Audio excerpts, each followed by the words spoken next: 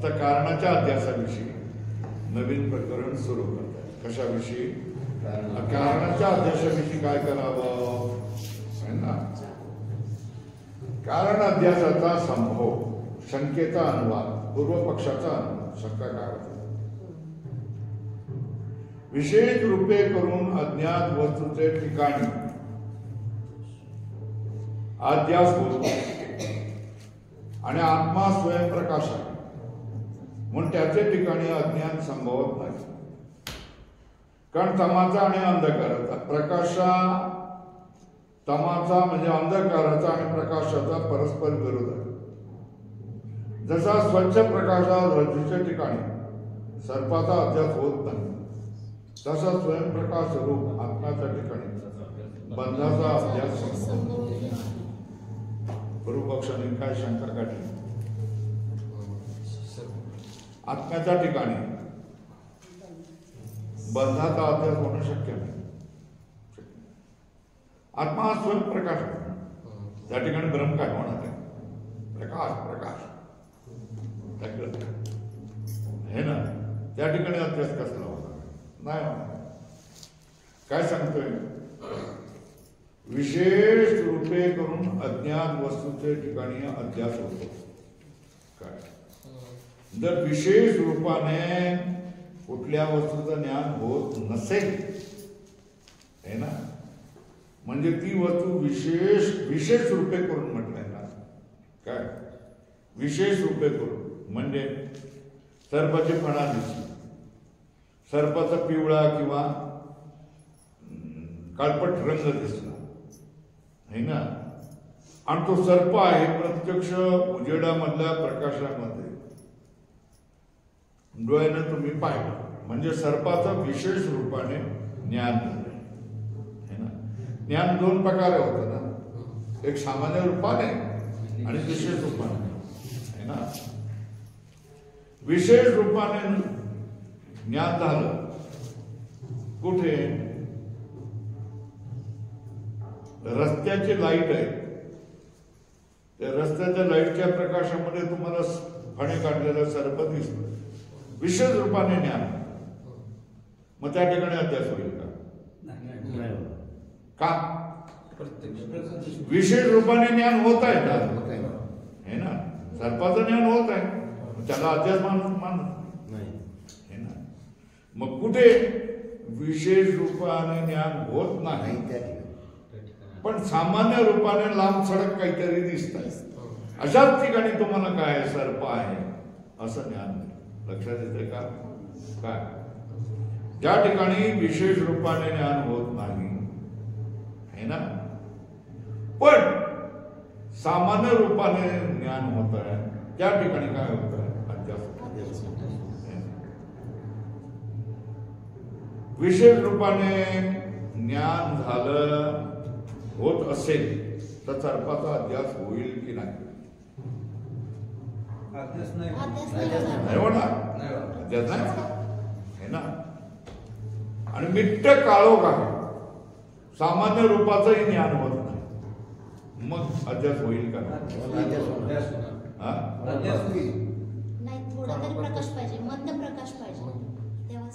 मिट्ट काळोख आहे आणि सामान्य रूपाने सर्पाचं ज्ञान होत नाही, अध्यास होईल की नाही? होणार नाही. असं मग परिस्थिती काय? कशी परिस्थिती?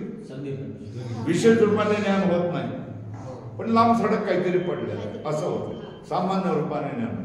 त्याच ठिकाणी काय होतं? सर्पाचा अध्यास है ना. आणि दोन प्रकारामध्ये विशेष रूपाने पूर्णपणे ज्ञान होत आहे तर अध्यास होणार नाही. विशेष आणि सामान्य रूपानेही ज्ञान होत नाही तर तरी पण अध्यास होणार नाही. मग ज्ञान कसं होईल? विशेष रूपाने होत नाही पण सामान्य रूपाने होत आहे, अशा ठिकाणी काय होतं? अध्यास. बरोबर आहे. लक्षात ठेवू शकता. अध्यास कुठे होतो? विशेष रूपाने ज्ञान होत नाही, सामान्य रूपाने ज्ञान होत, त्याच ठिकाणी काय होतं? अध्यास होऊन जाईल. बरोबर आहे.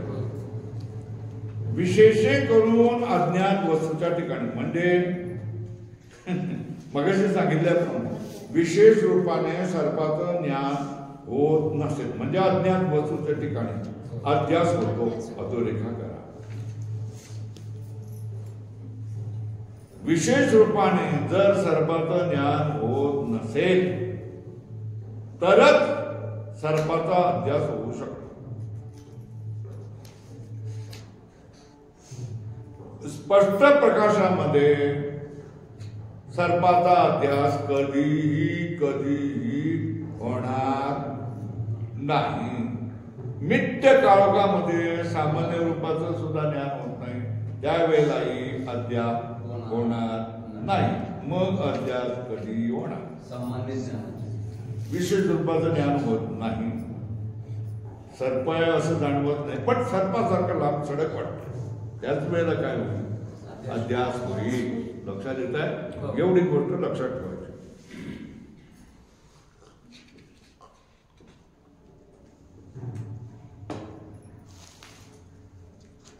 विशेष रूपे करून अज्ञात वस्तूच्या ठिकाणी अध्यास होतो आणि आत्मा स्वयंप्रकाश आहे. आत्मा स्वतः सूर्यासारखा प्रकाश स्वरूप आहे ना, म्हणून त्याच्या ठिकाणी अज्ञान थोडं तरी संभव आहे का? म्हणून त्याच्या ठिकाणी अज्ञान संभवत नाही का? कारण तमाचा म्हणजे अंधकाराचा आहे ना. अंधकार आणि प्रकाशाचा परस्पर विरोधी आहे की नाही? आहे ना.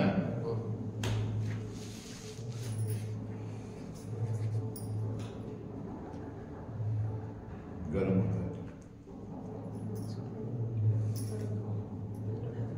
सूर्याला विचारायला गेलं, सूर्या अरे अंधकार पाहिलाच का तू? आहे ना.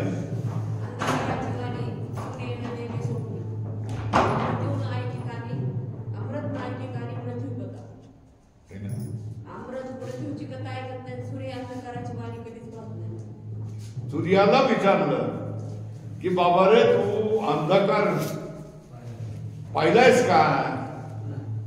आम्ही अंधकार पाहिलाय, तू पाहिलायस का? तू म्हणाला अंधकार कसा असतो?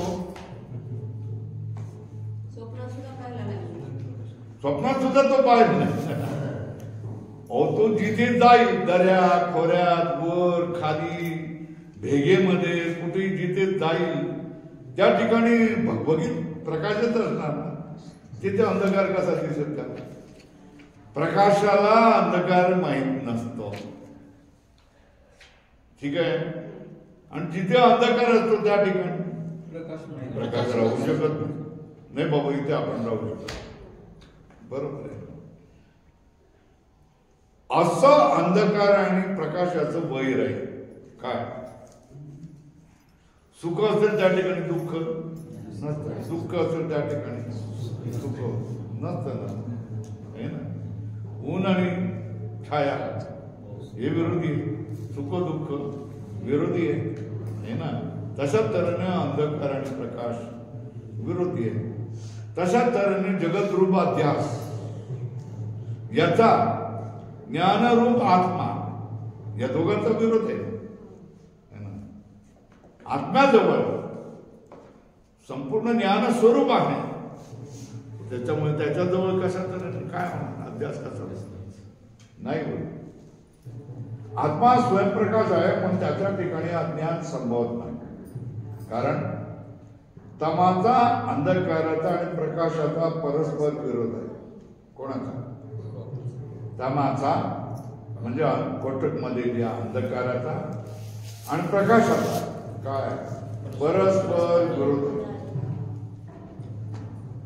जसा स्वच्छ प्रकाशात रज्जूच्या ठिकाणी सर्पाचा अध्यास होतो का? नाही. जसा स्वच्छ प्रकाशात रज्जूच्या ठिकाणी सर्पाचा अध्यास होत नाही, बरोबर आहे. तसा स्वच्छ प्रकाश रूप आत्म्याच्या ठिकाणी काय? तसाच स्वच्छ प्रकाश रूप आत्म्याच्या ठिकाणी बंधाचा अध्यास संभवनी आहे ना. स्वच्छ प्रकाश रूप कोण आहे? आत्मा आहे. त्या ठिकाणी बंद रूप अध्यास कसा काय होणार?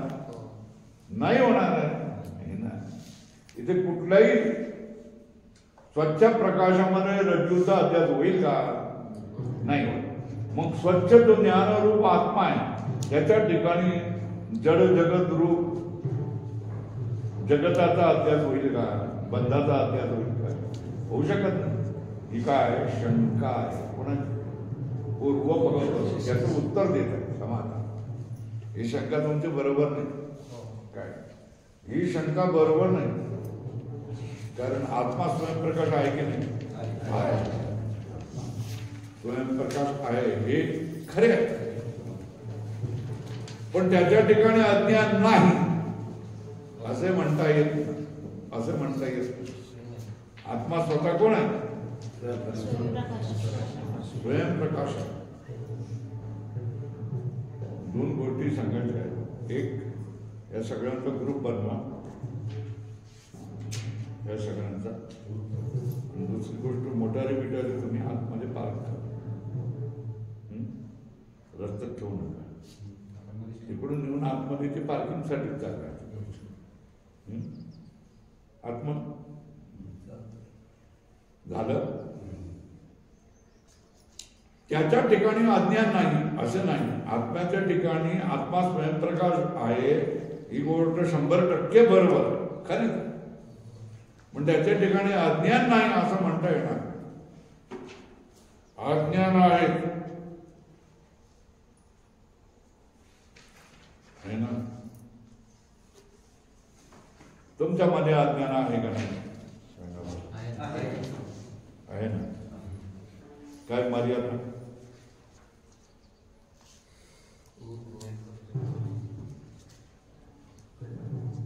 कधीपर्यंत अज्ञान नाही आहे ना. जोपर्यंत ज्ञान होत नाही तोपर्यंत ज्ञान राहणार. तर तुमच्यामध्ये प्रत्येकामध्ये आत्मा आहे की नाही? आहे. स्वयंप्रकाश रूप सूर्य आतमध्ये बसलाय का नाही? तुमच्या हृदयात बसलाय की नाही? बसलं. तरी पण तुम्ही अज्ञान, आमच्यामध्ये अज्ञान आहे. एकजुटीने सगळ्यांनी म्हटलं की नाही अज्ञान आहे, म्हटलं की नाही?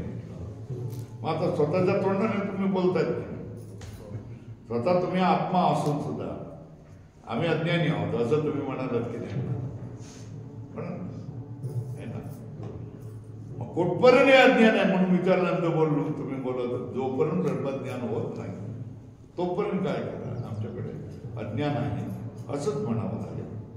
बरोबर सिद्ध झालं की नाही? आत्मा स्वयंप्रकाश रूप असे पर्यंत जोपर्यंत स्वतःला ज्ञान होत नाही ना तोपर्यंत त्याचा अज्ञानच आहे ना. अग्नीला समजलं पाहिजे ना की तो जगातल्या प्रत्येक वस्तूला जाऊ शकतो नाही ना. सूर्याला समजलं पाहिजे ना की तो सगळ्यांना प्रकाशू शकतो. पण हे कधी ज्ञान झाल्यानंतर ना, आपल्या योग्यतेचं ज्ञान झाल्यानंतर. बरोबर आहे. तुमची योग्यता काय?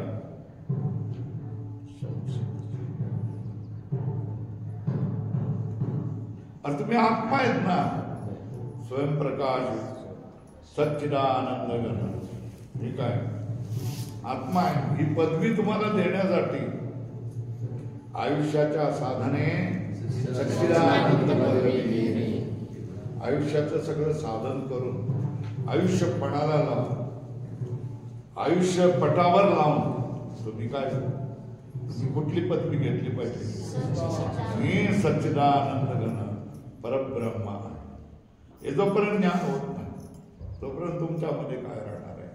अज्ञानच राहणार आहे. तर आयुष्याच्या साधने सच्चिदानंद पदवी घेणे हे आपलं काम. हे आपलं काम. सगळं आयुष्य पडावं, सगळं जाऊ दे, पण मला ज्ञान मिळालं पाहिजे.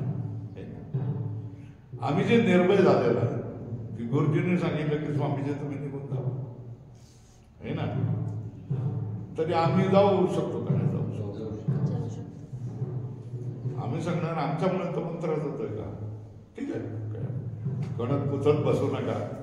त्याच क्षणी सांगा की स्वामीजी तुम्ही गेलेले बरं, तुमच्यामुळे आम्हाला त्रास होतो.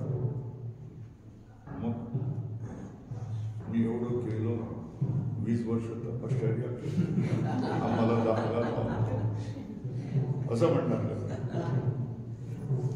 ताबडतोब आपलं दंड का म्हणतात उचललं आणि त्या चोंडी जवळच्या डोंगराच्या उंच ह्याच्यावर जाऊन बसलं. त्या वर त्या डोंगरावर कोणीतरी महात्मा दिसतो रे, चला जाऊन बघूया कोण आहे. 10-12 बाया, 2-4 पुरुष निघाले. महाराज तुम्ही इथे कधीपासून? झाले 20-25, 15-20 दिवस. कसं काय करता? काय करता? कसं काय करता? काय नाही, खाली येऊन त्या शेतामध्ये आंघोळ करतो, जाताना एक कॅन्ड वर घेऊन जातो. त्याच आजूबाजूच्या गावामध्ये काहीतरी 5 घरामध्ये मागतो माधुकरी, जातो भगवंताचं जप करत राहतो. तिथे काय बांधलंय का? नाही बांधलंय. नाही, ते जर लाकडे होते काय अशी झोपडी बांधून ठेवले, बसले त्याच्यामध्ये. अरे अरे अरे, आमच्या गावात येऊन तुम्ही असं आहे करता नाही. त्याला सगळ्या जणांनी काय गावामध्ये केलं, सगळ्यांना सांगितलं, सगळे गावामध्ये आले. थोडे त्याला काय करूया, पट्टी करूया का? त्याला महात्म्याला बांधून घर बांधून देऊ. 10 बाय जायचं, घर बांधून दिलं की नाही? मग काय नाही, महाराज खाली या, 5 घरामध्ये आमचं तयार आहे, सगळं वस्तू आम्ही तुम्हाला देणार आहे. आम्ही कोंबड्या बिंबड्या पाळत नाही, माळकरी आहेत बघा, गळ्यात माळा आहे, वजन घेऊन जावा, तुम्ही भजन करा, मस्त भजन करा, सगळं देतो तुम्हाला. हा सांगतील की तेव्हा इथे रागवणं, रुसणं, कणणं, फुटणं या गोष्टी येतच नाही. ठीक आहे. मग व्यवहारामध्ये सुद्धा असंच असलं पाहिजे की नाही? काय पोरांनी बाहेर जाण्याच्या व्यवहारामध्ये नवरा बायको मध्ये असं असलं की नवऱ्याला बायको आवडत नसते तर प्रत्येक गोष्टीमध्ये काय करत राहतो, विघ्न करत राहतो, दोषच काढत राहतो की नाही? आता एवढी पोरं झाली आहे, सगळं झालंय, आता काय तरी दोष काढतो. सहन केलं, पुढे मारायला लागलं, ते पण सहन केलं. दारू पिऊन यायला लागला आणि सरपणामध्ये लाकूड फाटा असतो ना, त्याने पाठ फोडून काढायला लागला. आता काय करायचं? आता बाबा नाही, ज्याला आपण नाही ठेवायचंय, झंझट करायचं. भाऊ सांगतो काय सांगतो, चल बहिणबाई चल, राहायचं लग्न कशासाठी करून दे, सुखासाठी दे, नाही त्यानं करायचं. चला मग काय, कोर्टात जायचं का नाही जायचं? नाही, कोर्टात जायचं. कोर्टात काय नाही त्याला ना, नको काय पण जाऊ. इथेही काम करायचंय, करपायचं, तिकडे घरी जाऊन भावाच्या घरी करपायचंय. भाऊ सांगा, अशी सगळ्यांची परिस्थिती असते की असते, करतात की नाही? इथे लढत राहणं, द्वेष करत राहणं, दुःखी होत राहणं, हे करत राहणं, असं शाणी माणसं काय करतात? तुमचं आमचं जमत नाही ना, ठीक आहे, तुम्ही तुमच्याकडे, आम्ही आमच्याकडे. आम्ही पटत ना, आवडत नाही ना तुम्हाला, ठीक आहे ना, काय हरकत जात. प्रत्येकाने ही जर शक्ती आपल्याजवळ ठेवली आहे ना, काय मानलं? माय जगन्नाथ, बाप जगन्नाथ, जनार्दन, हे लक्षात ठेवलं. आपला मायबाप कोण आहे? तो आहे, आणि तोच आपलं काय करतोय, पालन पोषण करतोय. मला काही कमी नाही, मला काही दुःख नाही, मी कुठेही राहू शकतो. हा जर आत्मविश्वास तुम्हाला आला तर जगातली रड संपून जाते. जगाचा रड नवऱ्यानं सोडून दिलं तर आपलं कसं होईल? बायको मारून निघून गेली तर आपलं कसं होऊन जाईल. या सगळ्या गोष्टी सगळ्या संपून जातात. लक्षात काय ठेवलं पाहिजे, आपण एकटे आलेलो आहोत, मध्येही एकटे आहोत आणि शेवटी एकटेच जाणार आहोत. ही गोष्ट लक्षात ठेवली तर सगळ्या गोष्टी कशा होतात, सुसह्य होतात हे लक्षामध्ये. उगामध्ये कोर्टामध्ये जावा, त्या फेऱ्या मारत राहावा, वकिलाला पैसे द्या, या गोष्टी करण्याची काय गरज. आलो होतो आत्म्यामध्ये सगळ्या जगताचा काय होतो, अध्यास होतो, होय ना. आत्मा स्वयंप्रकाश आहे असं असतानाही जगत आणि आत्मामध्ये काही समानता नसताना देखील जगताचा अध्यास आत्म्यावर होऊ शकतोय. शंका आली होती, आत्मा स्वयंप्रकाश आहे, ज्ञानस्वरूप आहे, तर त्याच्यावर अध्यास कसा काय होईल. अध्यास म्हणजे ब्रह्मच आहे. हो, ब्रह्म होतच ना, आपणही मानतो की नाही. काय तुम्ही कोण आहे, आत्मा. पण केव्हा, ज्ञान झाल्यावर ना. ज्ञान व्हायच्या पूर्वी तुम्ही कोण आहे, सुधाकर मुंडे. सुधाकर मुंडे कोणाचं नाव आहे, या शरीराचं नाव आहे ना. 5 फूट 3 इंच है ना, या शरीराचं नाव. तर ज्ञान होण्याच्या पूर्वी तुम्ही काय मान, आत्मा असून काय मानत होता, शरीर मानत होता. आणि ज्ञान झाल्यावर तुम्ही काय मानता, आत्मा असून स्वतःला आत्मा मानायला लागले आणि शरीर जे मानत होता ते मानायचं सोडून दिलं. फरक झाला की नाही झाला. मग अज्ञान आणि ज्ञान हे असू शकतं की नाही, आत्म्याच्या ठिकाणी असू शकतं, ते चांगलं.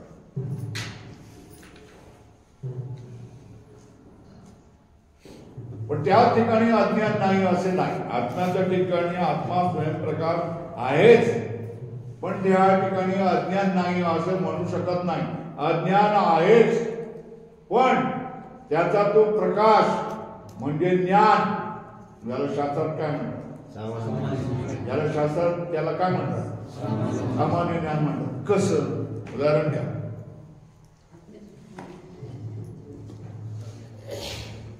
चुलीवर तुम्ही आगपेटी लावली की अग्नी दिसतो की नाही, होय ना. पण हा अग्नी जगातल्या प्रत्येक वस्तूमध्ये आहे की नाही, याचं उदाहरण, याचं काय, हो की नाही सांगा. हा, आहे की नाही, आहे ना. पोटाला हात लावून बघा, गरम वाटतंय. अंगाला हात लावून बघा, गरम वाटतंय. ह्याच्यावर हात घासा, खूप गरम वाटतंय, वाटतंय ना. दगडावर दगड आपटा, अग्नी प्रकट झाला. बरं, करवतीने कापा, कशाला, लोखंडाला झालं. त्या ग्राइंडरने घासा, प्रकट झालं. म्हणजे तिथे असतो म्हणून प्रकट होतो, बरोबर ना.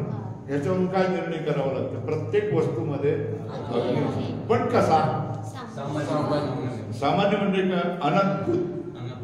कसं त्याचं म्हणायचं, अनद्भुत म्हणजे प्रकट न झालेला ना.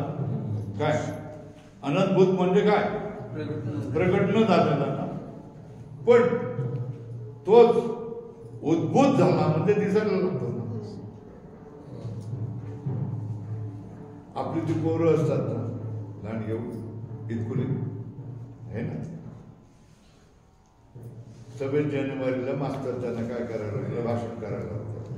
26 जानेवारीच्या प्रजासत्ताक दिनानिमित्त भाषण करणं हे ना. आपल्या पोरालाही काय सांगितलं, मास्तरांनी सांगितलं भाषण कर. त्याला आपण छोटंसं भाषण लिहून दिलं, त्याने ते पाठ केलं. आणि 26 जानेवारीला सगळ्यांना बोलावलं. आणि त्या दिवशी त्याने असं काही धडाक्यात बोलला, तो एखादा कोण खरडा वक्ता बोलतो अशा त्याने बोलला. तुम्ही त्याच्यामध्ये ही भाषणाची कला आहे हे तुम्हाला माहित होती का, नव्हती. आपल्या पोरामध्ये ही भाषणाची कला आहे माहित होती का, माहीत तुम्हाला माहित नाही याचा अर्थ त्याच्यामध्ये नव्हती का, होती म्हणून प्रगट झाली ना, है ना. ज्या वेळेला प्रगट झाली त्यावेळेला कळून आलं.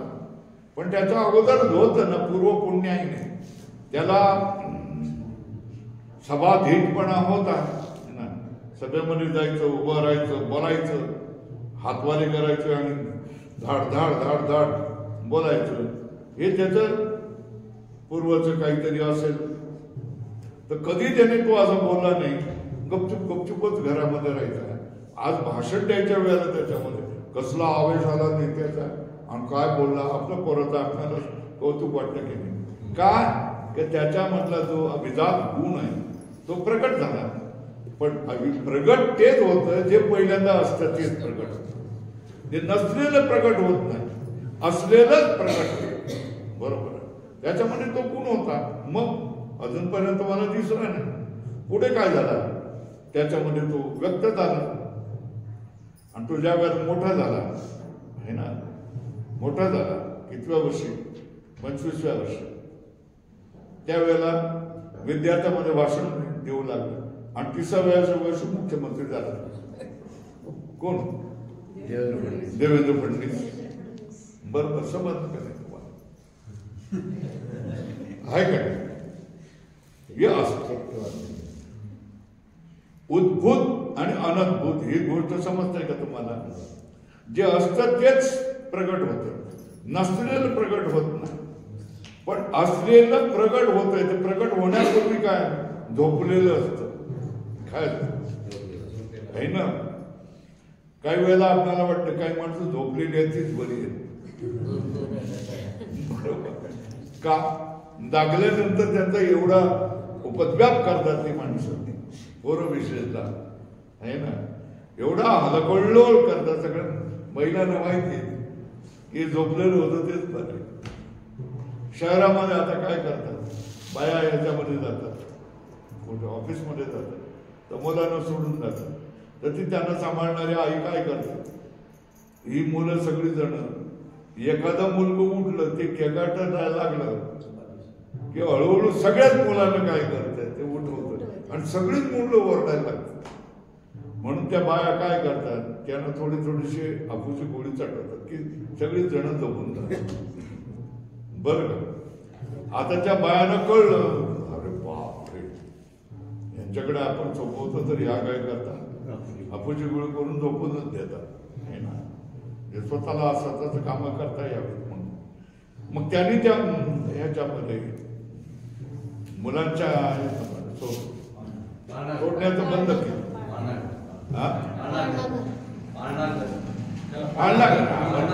पाळणा घरामध्ये सोडण्याचं बंद केलं. कारण हे त्यांना माहित नव्हतं. जे झोपलेलंच बसलेलं बरं वाटतं ना लोकांना. आणि काही लोकांना काय वाटतं, हे जागे झाले तर काय करते, उपद्व्याप करते, झोपू दे. तर लोक काय करतात, ज्ञान झालेलं बरं की अज्ञानात असलेलं बरं. लहान मुलगा अबोध असता, तो आपणाला आवडतो. हे शिंग फुटलेला 17-18 वर्ष सांग बरं, तो आपल्याला सांगायला लागतो ना, आई तुला काय कळतंय, हे असं असतं, तुला काही कळत नाही. तो आपल्याला शिकवायला लागतो की नाही. त्यावेळेला काय म्हणायचं, आपल्या मुलाला शिंग फुटली, काय म्हणायचं, मुलाला शिंग फुटली. बरोबर. मग असल्या बरोबर वाद घालायचा असतो काय नाही, पण असल्या बरोबर वाद घालायचा ना, वर जावा, मध्ये येऊ नका, असल्या बरोबर वाद घालायचा नसतो. सांगण्यात तात्पर्य आत्मा स्वयंप्रकाश आहे, पण त्याच्यामध्ये काय अज्ञान असू शकतं. आणि काही वेळेला आपल्या स्वतःचा आत्मभानही होऊ शकतं. गुरु आणि शास्त्र यांच्या कृपेमुळे आपल्याला स्वतःचं भान होतं.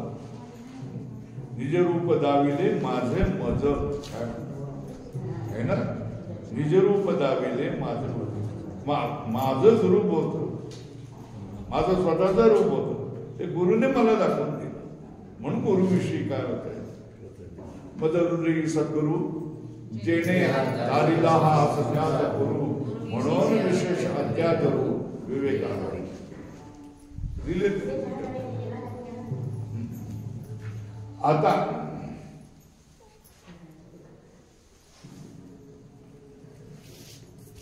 आता हे झालं ना, ज्ञान हे शास्त्र ज्याला सामान्य ज्ञान म्हणतात ते आत्म्याच्या ठिकाणी असणाऱ्या अज्ञानाचे विरोधी नाही.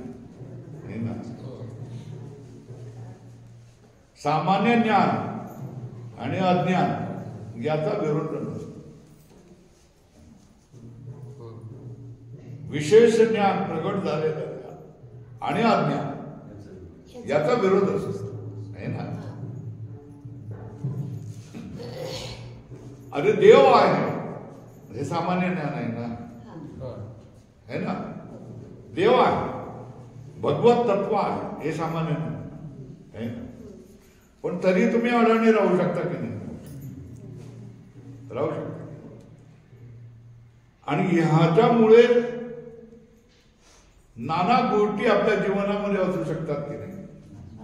देव आहे असं माहिती असून सुद्धा. पण ज्या वेळेला तुम्हाला विशेष रूपाने ज्ञान होतं, देव इकडे तिकडे पाहायला जायची गरज नाही ना. माझ्या अंतःकरणामध्येच परमात्मा जिथे जिथे जातो तिथे तू माझा सांगायला, जिथे जातो तिथे तू माझा सांगायला, हे ज्ञान झाल्यानंतर आता मग त्याला तो चार धामच्या याच्यासाठी महिन्याचे 30,000 रुपये घालायला देतो. ज्यावेळेला हे ज्ञान नसेल त्यावेळेला गाडी करून जाईल की जाईल. पण ज्ञान झाल्यावर तो जाईल का? तर काही नाही. कशासाठी 30,000 रुपये दुसरं कशासाठी तरी आपण देऊ शकतो, काहीतरी करू शकतो. त्या इमापूरवाल्यानं अडचण असते त्यांना आपण देऊ शकतो, त्यांना आपण करू शकतो. आपला भाऊ करून काय उपयोग? जिथे जातो तिथे काय तुझं दर्शन होऊन राहिलं. मी बसल्या जागे मला काय होतंय? तुझं दर्शन होतंय, कुठे जाण्याची गरज नाही. याला काय म्हणतात? सामान्य ज्ञान आणि अज्ञान याचा काही विरोध नाही, बरोबर आहे. पण विशेष ज्ञान आणि अज्ञान याचा विरोध आहे. विशेष ज्ञान झालं रे झालं की अज्ञान पडत तर भाऊ आता नाही निघून जात, अज्ञान निघून जात. आणि अज्ञान असेल तर विशेष ज्ञान येऊ शकत. आणि कोणाची गाठ भेट साठगाठ कोणाची असते? सामान्य ज्ञान आणि अज्ञान हे दाखवू शकतात. हे चालत, हे चालत, ठीक आहे. पण विशेष ज्ञान झालं कोण? मला देवाला शोधण्याची गरज नाही. स्वामीजीने मला देव दाखवून दिलेला आहे, देवाचं दर्शन केलेलं आहे. देव माझ्यापेक्षा वेगळा नाही. माझ्यापेक्षा म्हणजे माझ्या या शरीरापेक्षा वेगळा नाही असं नाही. सावध व्हायचं पडतो. तो देव माझ्या शरीरामध्ये अंतःकरणामध्ये बसलेला आहे. त्या अंतःकरणामध्ये बसलेल्या देवापेक्षा हा विश्वाचा देव हा काही वेगळा नाही. जसा विश्वामध्ये पूर्ण बसलेला आहे तसाच तो माझ्यामध्ये बसलेला आहे. मी देवस्वरूप आहे हे माझं कवच दिसत आहे. हा जो लेप दिसतोय हा पंचमहाभूताचा लेप आहे. ते म्हणजे काय मी नाही. हे असं ज्ञान झाल्यानंतर जगातली कुठली शक्ती आहे की जी तुम्हाला वाटते रडवेल घाबरवेल? सांगा मला.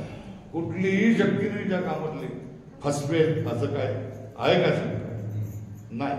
असं शंका असू शकत. बरोबर. तुम्ही जावा, तुम्हाला इथूनच नमस्कार करायचा आणि जायचं. बसायचं असेल तर या बाजूने म्हणून मागे बसायचं.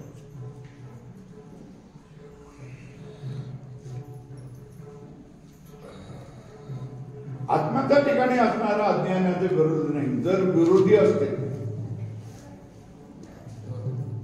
तर सुषुप्तीमध्ये म्हणजे झोपेमध्ये मी काही जाणत नव्हतो हे ना. उठल्यानंतर झोपेमध्ये मी घोर झोपलो होतो. कशाची मला सुगा नव्हती, काहीही मला कळत नव्हतं, समजत नव्हतं.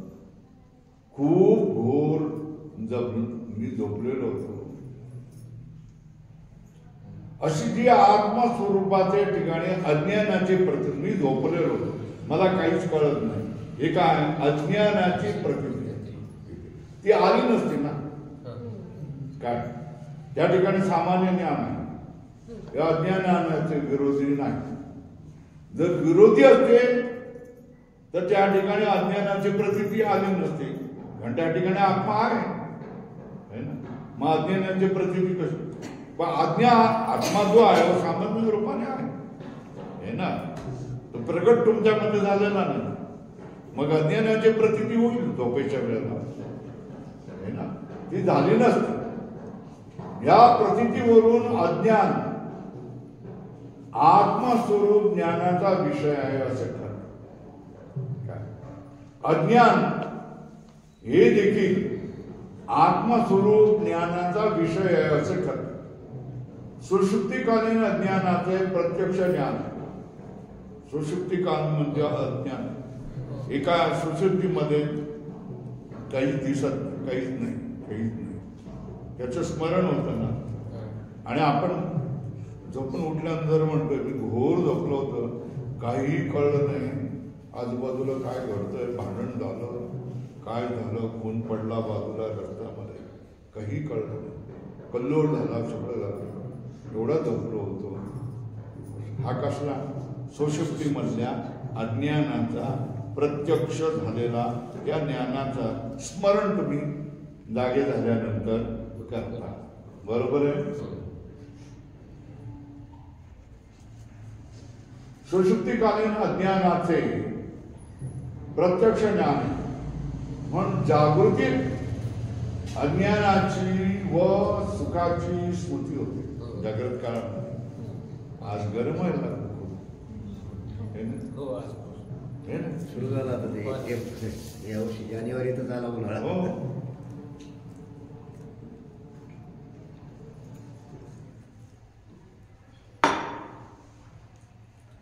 सुषुप्तीमध्ये दोन गोष्टीचा अनुभव होतो. सगळं अज्ञान आहे, काहीच होत. दुसरं खूप सुख आहे.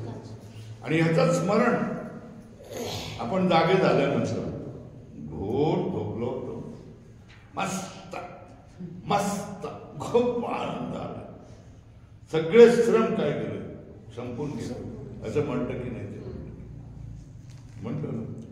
मग हे स्मरण झालं कोणाचं? सुषुप्तीमध्ये ज्याचा प्रत्यक्ष झाला ते अज्ञान आणि सुख या दोघांचाही काय केलं, जागा झाल्यानंतर काय होत आहे, स्मरण होतं. बरोबर आहे?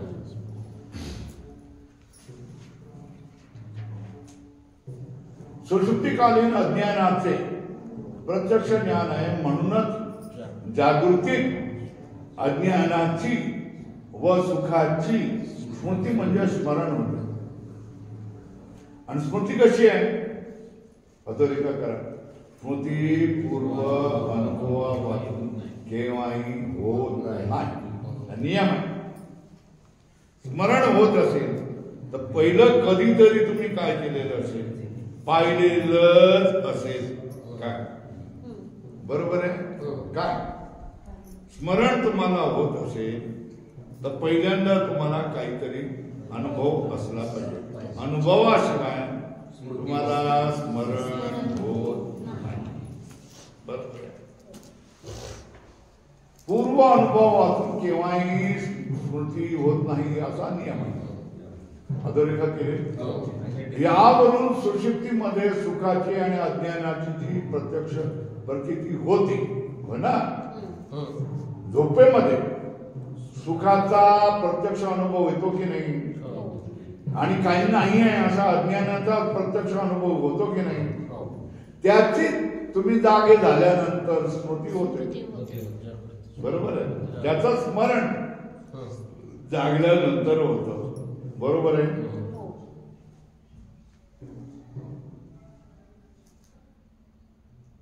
जागृतीत सुखाचं आणि अज्ञानाचं प्रत्यक्ष ज्ञान आहे की नाही? नाही. मग काय? सुखाचं आणि अज्ञानाचं ज्ञान तुम्ही जागे झाल्यानंतर आहे का नाही? नाही है ना. मग काय स्मरण आहे? स्मरण काय आहे? स्मरण करतात. काय करतात? मी झोपलेलो होतो त्यावेळेला खूप झोपलो, खूप आनंद आला एकदम. अच्छा, त्याच्यासाठी मराठीत शब्द त्याला सापडत नाही, मग तो इंग्रजी शब्द एकदम फ्रेश झाला.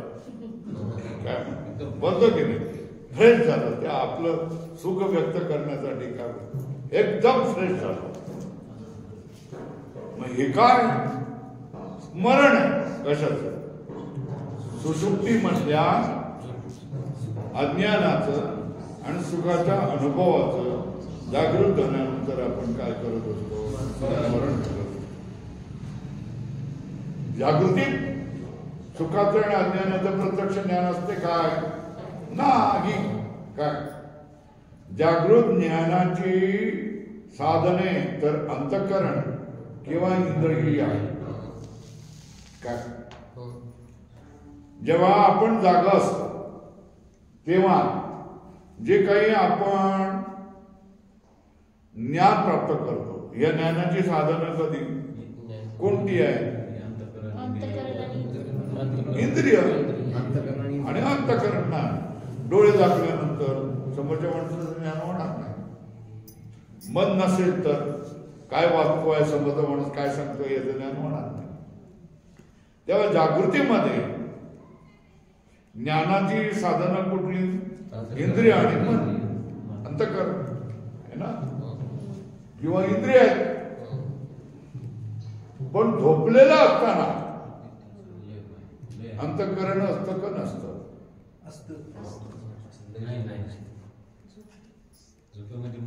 अंतःकरण असेल तर मन असेल, मन असेल तर तुम्हाला कळायला पाहिजे ना. नसतं. बरं, इंद्रिय तरी झोपेमध्ये तुम्ही पाहता का नाही पाहता? नाही पाहू शकत. बरोबर आहे. तर झोपेमध्ये मन आणि इंद्रिय लयाला गेलेले असते, लयाला विलीन झालेली असते. झोपेमध्ये काय मन आणि इंद्रिय लयाला गेलेले असतात. पण सुषुप्तीत त्यांचा लय आहे.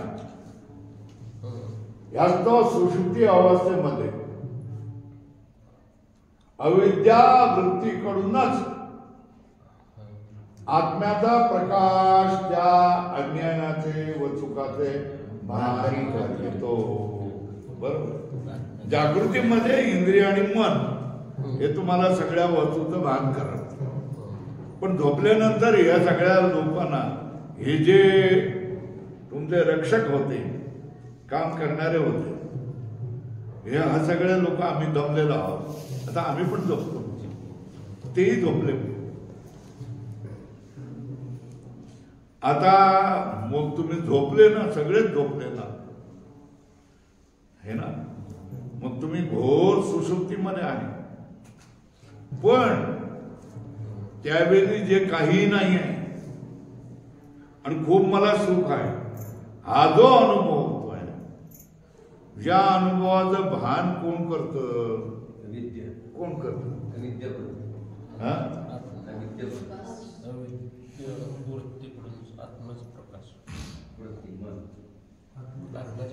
हे बघा,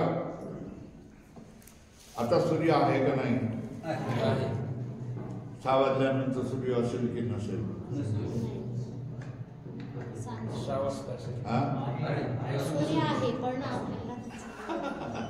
आहे की नाही? आता बोलायला लागले की नाही? बरोबर बोलायला लागले की नाही? है ना. 6 वाजल्यानंतर देखील सूर्य असतो, पण अमेरिकेवर असतो, आपल्याकडे नसतो, है ना. इथे अंधकार असला तरी सूर्य नसतो असं नव्हे. सूर्य अंतराळामध्ये नित्य प्रकाशतच असतो. फक्त काही लोकांना इथे आहे आणि काही लोकांना तिथे नाही असं भासत असतं. आता जसं अंतराळामध्ये सूर्यप्रकाशच असतो आणि नित्य हजारो लाखो करोडो वर्षापासून तो सूर्य चमकत आहे. बरोबर आहे ना. तशाच तऱ्हेने तुमच्या हृदयामध्ये सुद्धा सुद्धा आत्म्याचा प्रकाश चालूच आहे, चालूच आहे, चालूच आहे. बरोबर आहे. मग हा प्रकाश तुम्ही जागलेले असताना असतो की नसतो, आणि झोपलेले असताना असतो की नसतो, एवढं लक्षात आलं ना. कारण तो नित्य आहे, तो काय मेलेला नसतो. शरीर मरतं, जगतं, शरीर झोपतं, उठतं. आता हे पुजारी मंडळी आहे ना, त्यांना झोपायचं असतं म्हणून देवालाही झोपवतात की नाही, त्याच्यासाठी खाट म्हणतात की नाही, खाट म्हणतात की नाही, त्याच्यासाठी गादी ठेवतात की नाही, उशी ठेवतात की नाही, वारा घालून थोडा वेळ हे करतात. आता झोप बाबा, तू जागा राहिला, मलाही जागा राहावं लागेल, मला तर झोपलं पाहिजे, मला झोपलं पाहिजे म्हणून तूही झोप. अरे पण तुम्ही कल्पना करा की खरोखर जर देव झोपला तर जगाची स्थिती काय होईल. तेव्हा खरा माणूस काय म्हणेल, माझ्यासारखा माणूस काय म्हणेल, देवा आता मला झोप आलेली आहे, मी झोपतोय, पण तू माझ्यासारखा नाही, तू नित्य आहेस, तुला जागला पाहिजे. तेव्हा देवा प्रार्थना करतोय, मी झोपतोय पण तू जागा जरा अशी प्रार्थना केली पाहिजे की मी झोपतोय नाही ना, पण तुला मात्र जागाच राहावं लागणार, तुला मी झोपणार नाही. तुझ्यासाठी खाट कॉट अंतरणार नाही, गादी बिदी काही मी अंतरणार नाही, तुला जागच राहावं लागेल. जसं त्याने पुंडलिकाने सांगितलंय, मी आई बापाची सेवा करतोय, तुला राहायचं असेल तर विटेवर उभा राहा उभा. विट सांगित, विट फेकून दिली, राह याच्यावर. ते बिचारं राहिलं की राहिलं. तशाच तऱ्हेने ज्ञानी माणसासाठी आत्मा नित्य जागताच असतो, प्रकाशक देतच असतो.